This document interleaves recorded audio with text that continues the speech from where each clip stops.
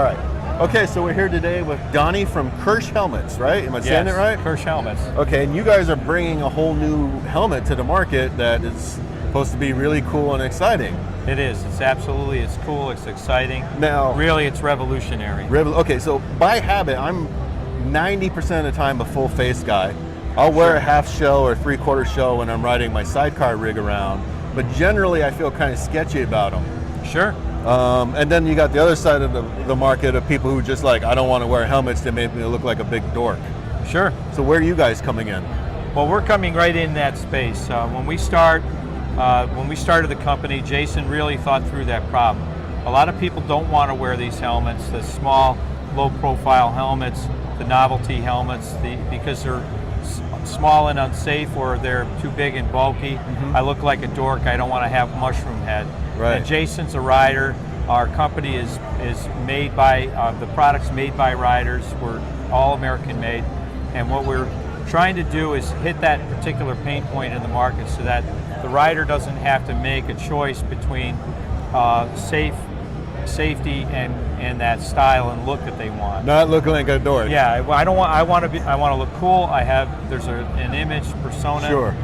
The way I feel about myself, there's a style, personal Sure. style, and now they don't have to make that choice because we're able to do with this fantastic invention, with this revolutionary liner and technology. We're able to do more in a half an inch than the foam guys, that compression foam can do in 2.5 to 3 inches. So the whole thing is in a half an inch? It's all in a half an inch. That's why we're able to shrink the size of the outer shell, and then bring it down so that we can give them that slim, low profile, stylish look that everybody wants. And so give it's them not the a comfort, mushroom on someone's and head. give you the comfort that you want at the same time. This way you can do all of it, not sacrifice safety. And we know people are more aware now than ever of concussion, traumatic brain injury, paralysis, and death. Of course, unfortunately, that happens in this sport. And this is a way to really reduce that. And it's built by that rider, Jason, with riders like others, like you, who don't want to wear these smaller helmets because they don't feel that they're safe enough. And now we can finally give them one that's DOT approved. So it's already gotten its approval. It's all good. It's already DOT certified and ready to launch and for people to purchase. You can go to our website. You can go to some of our friends and vendors that we have in our network, and we're starting to build stores across the country that you can get to and see it firsthand. How much is this thing? This helmet's $245. Okay. It's a substantial helmet, but you're paying for technology, you're paying for quality, you're paying for the assurance that what's put inside, that's all American made, is the very best materials, the very best engineering, and done by the very best people. We use veterans and people with disabilities that do our final assembly. I'm a veteran myself. Jay's a veteran rider for many, many years. We want to make sure we're putting out the very best quality. And within the company, we have Americans, veterans, and riders that are all the people that are putting this product together and bringing it to the market. Okay. Now, so you're saying then the target audience for you guys is the dude who doesn't want to wear a helmet. You're not trying to convince people who wear full faces or, Well, this isn't a full face Sure, helmet. yeah. The technology's capable, it's very capable to do many things. This can be used in helmets that are full face, the half shells, motocross, but even into sports and athletics. This helmet's being looked at to be developed, and we're looking at over 28 verticals where we can take this helmet. Okay. Which is amazing to have such a versatile technology at our hands, at our fingertips. So why start with a half shell? Start with a half shell because that's the pain point. We're seeing over 1.3 million riders a year out of the 9 million are buying novelty shells and buying low quality DOT approved half shells that don't work effectively.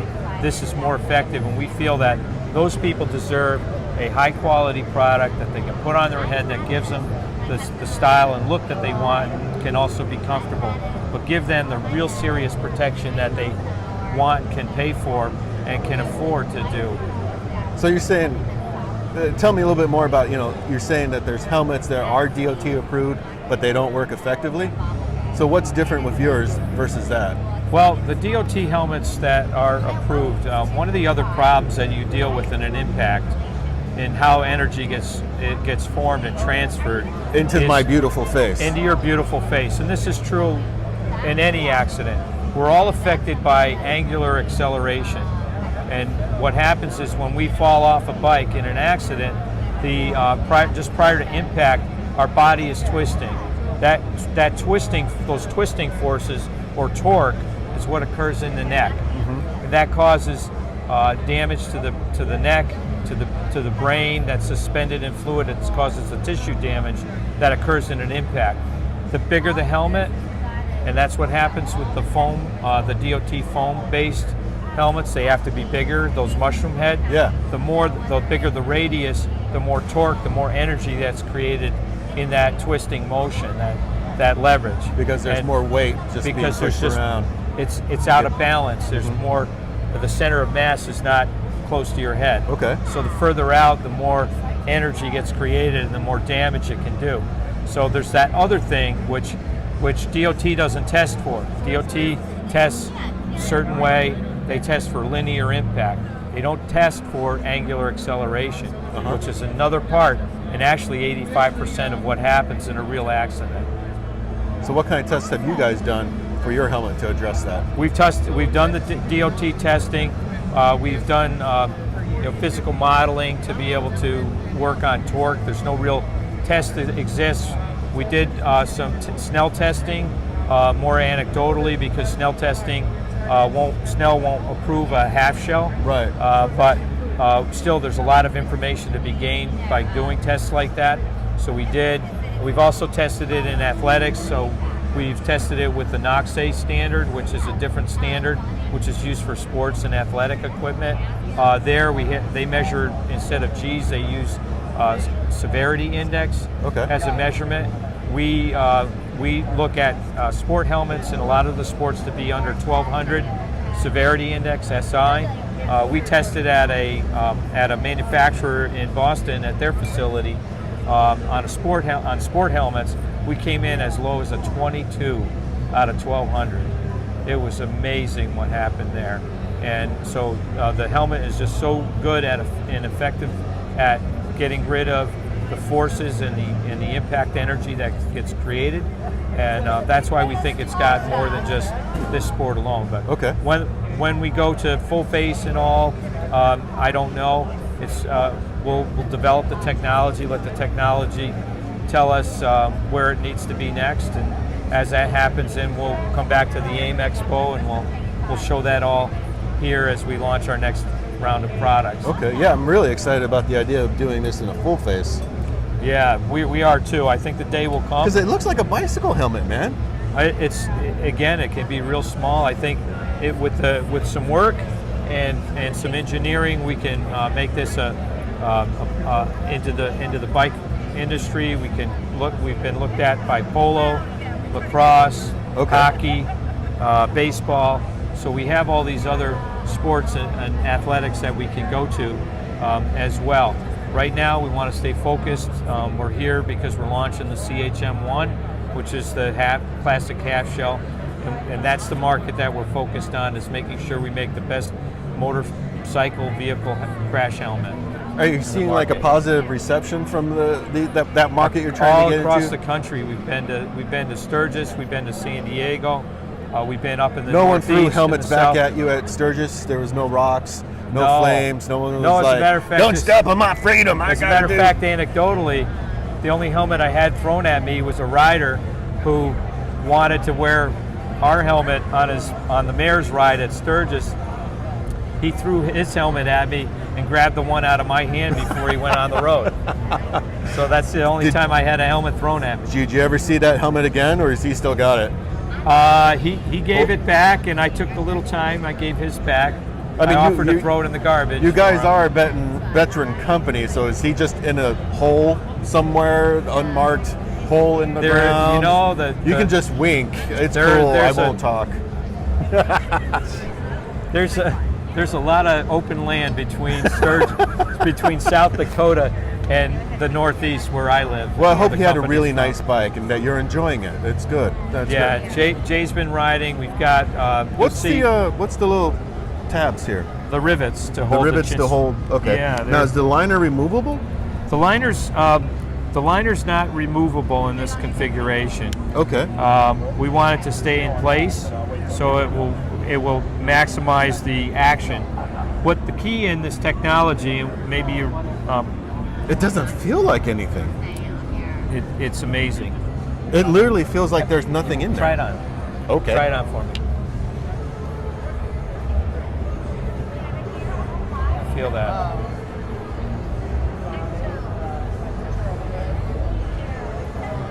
It feels like there is nothing inside. It's totally different than wearing a foam helmet, isn't it? Now, It's comfortable. is this that kind of technology where it feels like this in a slow movement, but in a crash it hardens up, or? This is what's the best part about it. When you deal with compression foam and compression technology, it's designed to take the one hard, severe impact that DOT creates or that Snell creates in those tests. Okay. This is a fluid. This is a fluid technology, and with a fluid technology, what you're able to do is it adjusts itself for the full range of impacts. So not only is it good at hard impacts like you get in a DOT crash, but also at soft impacts. So at low energy impacts, it behaves in a softer way. That's one of the problems with concussion and with traumatic brain injury that's occurring, is that the foam can't adjust to the situation. Imagine your hand flowing through water. You know, very easy, the molecules are moving out of the way, low energy. High energy, you slap the water, it stiffens up and it gives you the resistance that you need to fight the impact. So there is a physical fluid in here? Yes. Okay. So if I were to like poke a hole in it, stuff would come out? Absolutely. Could I drink it? Can I sneak It's booze a in it? It's a non-toxic antifreeze, so I wouldn't want to replace drink it with booze? but it is. Can I sneak booze into a baseball game with this helmet?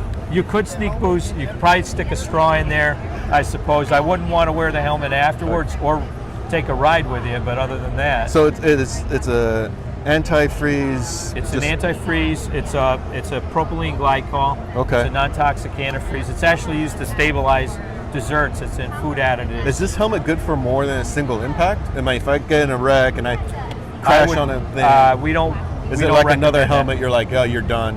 You should we can't see at the micro level what kind of stresses the helmet really did go through. If you have an impact, you really should just not wear it again. What's great about it though is during that impact, there is some repeatability. We've proven that this helmet can take multiple hits and react so it stays together, because unlike a compression foam helmet that's designed to delaminate, to have the outer shell break so the energy can get into the foam, we have ours is bulletproof. As a matter of fact, can you hand me that? This is one of the tests that you have to pass. It's the DART test. Okay, yeah, show that to. And this is the DART test. And this is a 10-pound anvil spike that hits the top of the helmet or any part of the helmet. It's designed to emulate a flying object or you flying into an object that is at a high rate of speed. You have to be penetration resistant. You don't want the helmet to break. Once the helmet breaks, you don't want it to go in and pierce your head. So what the foam guys do is the foam guys work on the idea of putting as much foam in there as they can to keep it from piercing your head. Right. We don't have much distance between this and our liner. Sure. So we make the helmet do all the work to stop that 10-pound dart from breaking through this helmet in that distance. That's as far as it goes. You could probably drive a pencil into a piece of wood better than that. Okay. Now, how about other motorcycle equipment like jackets or pants? It's an interesting question. We talk about it, and in other ways where this could work. We haven't tested it for that. It's possible it could work for that. Right now, we're interested in changing the getting this out and in the safety world. We're interested in focusing right now on helmet technology. That's really where the injuries are occurring. That's where traumatic brain injury, paralysis, death is occurring. it's just Concussion. crazy to feel how insubstantial this feels. It's just It's because it feels this way because it's moving. it's moving it around. Yeah. It's moving it around. If you hit it here, it immediately displaces the energy over there. Can I punch it? I mean, ahead. I already did, but Go can ahead. I punch it more? Wow. Here, All right. punch me. I'm not going to punch a hard shell. No, I just wanted to see what the water felt like. I'm not that dumb. I was just checking.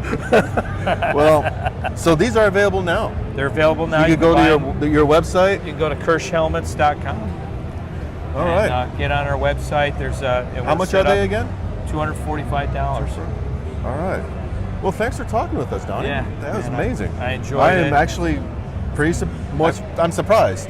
I was not expecting this. I'm but- glad you weren't. Cool, man. All right. Well, This is the revolution. We want people to be part of it. The next generation of riders really need to understand their technology, need to understand what their equipment is, and certainly the people that are already in the industry are doing their best to understand the new equipment. all right. And always they're looking for the next best technology, and we think that we've changed the technology so radically that the industry's got to notice what we're doing. Cool. And we're going to make a big difference in safety across the board. Well, I can't wait to put a bunch of foam spikes on it. There you go. Thanks. We'll help you custom make one. All right. All right, man. Thanks a lot. You can stop.